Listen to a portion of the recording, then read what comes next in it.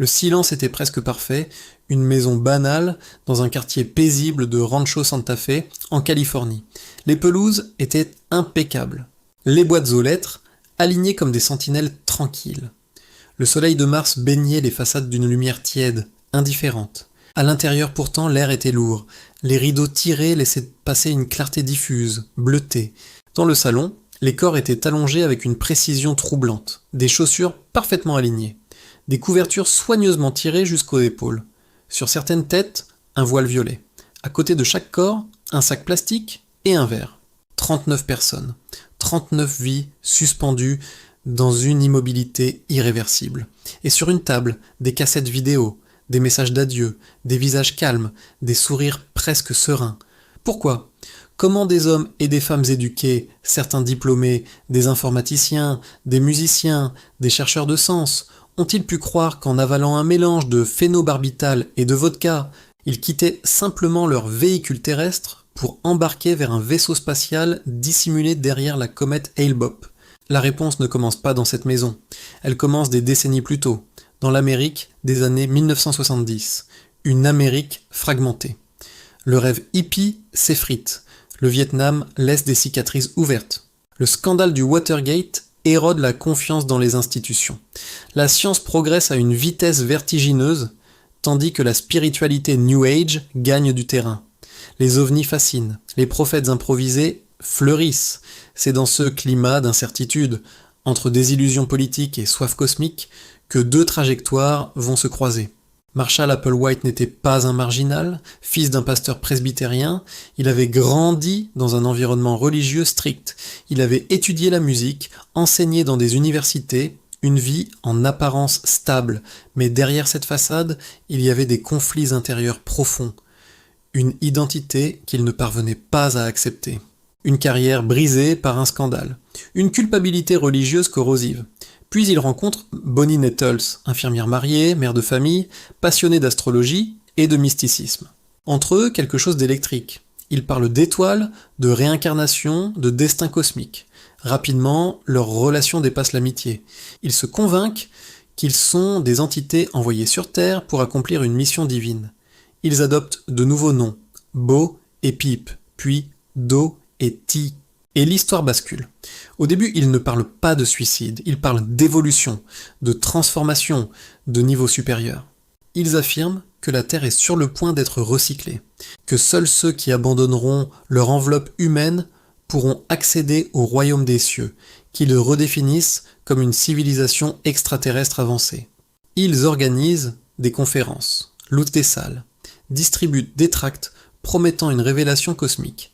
Certains rient, d'autres s'inquiètent, mais quelques-uns écoutent. Et parmi ceux qui écoutent, certains restent. C'est ainsi que naît Heaven's Gate. Le groupe se structure lentement. Les membres coupent les liens avec leur famille, abandonnent leurs biens, adoptent une discipline stricte, uniformité vestimentaire, célibat obligatoire, contrôle des pensées, langage codifié. Marshall Applewhite, désormais, Do, devient la voix centrale. Il ne crie pas, il ne menace pas. Il parle doucement, avec conviction. Il explique que le corps humain n'est qu'un conteneur biologique, un véhicule temporaire, que l'attachement émotionnel est un obstacle à l'ascension. La manipulation n'est pas brutale, elle est progressive. Et c'est là que le mécanisme devient terrifiant. Il ne s'agit pas de forcer, il s'agit de convaincre, d'isoler, de reformater. Les membres vivent ensemble, mangent ensemble, pensent ensemble. Toute information extérieure est filtrée. Les doutes sont requalifiés en attachements humains. Les émotions deviennent des bugs à corriger. Petit à petit, l'identité individuelle se dissout. Dans les années 80, le groupe disparaît des radars médiatiques. Beaucoup pensent qu'il s'est éteint, mais il survit, en silence, adaptable, presque invisible. Ils deviennent experts en informatique, créent des entreprises de développement web, travaillent pour des clients réels, gagnent de l'argent, un groupe apocalyptique qui code des sites internet. L'ironie est presque parfaite. Puis, Bonnie Nettles meurt d'un cancer en 1985. Et tout aurait pu s'arrêter là. Car elle était l'équilibre, la voix complémentaire, la figure maternelle. Mais sa mort provoque un retournement. Au lieu de fragiliser la doctrine, elle la radicalise. Applewhite explique que T a simplement quitté son véhicule, qu'elle a accédé au niveau supérieur, qu'elle l'attend, la mort cesse d'être une tragédie, elle devient un passage. Et c'est à cet instant précis que la trajectoire du groupe change irréversiblement. Les années 90 arrivent avec leur lot de bouleversements technologiques. Internet explose, les forums sur les ovnis se multiplient. La comète Hale-Bopp est découverte en 1995, l'une des plus brillantes du siècle.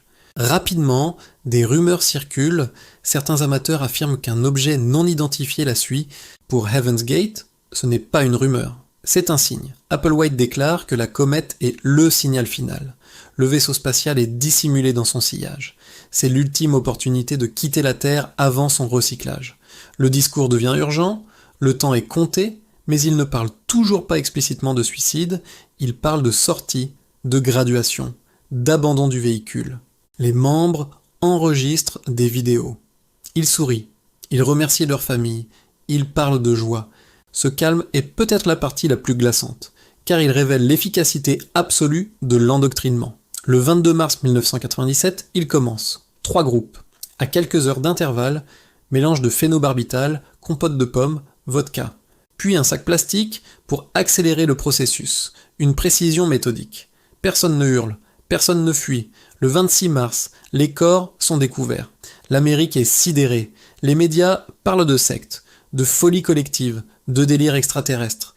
Mais réduire Heaven's Gate à une simple extravagance serait une erreur. Car au cœur de cette tragédie, il y a des mécanismes universels. Le besoin d'appartenance, la quête de sens, la vulnérabilité face à l'incertitude. Applewhite n'a pas recruté des ignorants, il a recruté des personnes en transition, en rupture, en recherche. Il a offert des réponses simples à des questions complexes, il a transformé l'angoisse en certitude et surtout il a isolé. L'isolement est l'arme la plus puissante des mouvements sectaires. Coupez les liens extérieurs et la réalité devient malléable. Redéfinissez le langage et vous redéfinissez le monde. Dans Heaven's Gate, mourir n'était pas mourir, c'était quitter le véhicule. Un simple glissement sémantique. Mais ce glissement a tué 39 personnes. Aurait-on pu l'éviter ? Peut-être. Si les signaux faibles avaient été pris plus au sérieux. Si la fascination médiatique pour l'excentricité n'avait pas occulté la dangerosité progressive. Si la société avait mieux compris les dynamiques d'emprise psychologique. Car l'endoctrinement ne commence pas par un saut dans le vide, il commence par une conversation, un doute, une promesse. Heaven's Gate laisse derrière elle des familles brisées, des parents qui revoient en boucle les vidéos d'adieu. Des questions, sans réponse. Une culpabilité qui ne s'efface pas. Elle laisse aussi un héritage numérique. Le site web du groupe est toujours en ligne, figé dans le temps, comme un écho. Une capsule d'idéologie accessible en quelques clics. Et c'est peut-être cela le plus troublant. La promesse d'un niveau supérieur n'a pas disparu. Elle a simplement changé de forme. Aujourd'hui encore, les algorithmes amplifient les récits apocalyptiques. Les communautés se forment en ligne. Les bulles informationnelles renforcent les croyances. Les mécanismes sont les mêmes. Seule la technologie évolue. Dans la maison de Rancho Santa Fe, il ne reste rien. Les murs ont été nettoyés, les tapis remplacés, la vie a repris. Mais l'histoire demeure. 39 personnes convaincues qu'elle ne mourrait pas. 39 personnes persuadées qu'elle s'élevait. Et un leader qui a transformé sa propre crise identitaire en cosmologie mortelle. La tragédie de Heaven's Gate n'est pas seulement une histoire de secte, c'est une histoire de vulnérabilité humaine, une histoire de langage détourné, une histoire de solitude exploitée, et peut-être surtout une histoire qui nous oblige à regarder en face notre besoin profond de croire qu'il existe quelque part, au-delà du chaos, une porte qui s'ouvre vers un monde meilleur. Parfois, cette porte n'est qu'un mirage.